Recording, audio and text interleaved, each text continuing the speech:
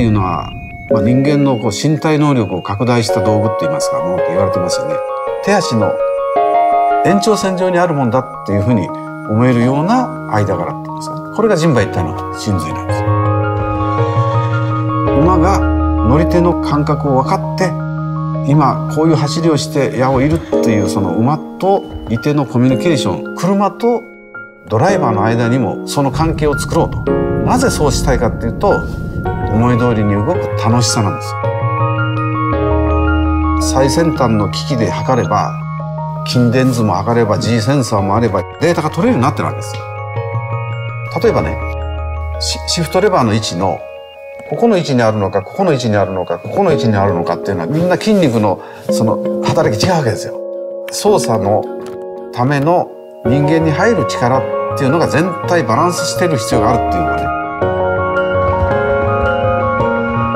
お買い物に行くそのシーンでも人馬一体感が感じられるようなセッティングを目指してセットしてあるんですよ。こんなに自分の思い通りというかね、機敏に動くかっていうことを大体ね、最初に乗る人はそれ感じられる。思い通りに動く楽しさ。早く知っておればよかったとかね、乗って人生変わったとかね、そんな大げさな言葉が出てくるんですから、ぜひ乗ってみてください。このことかっていうふうに分かっていただきたいと思いますけど。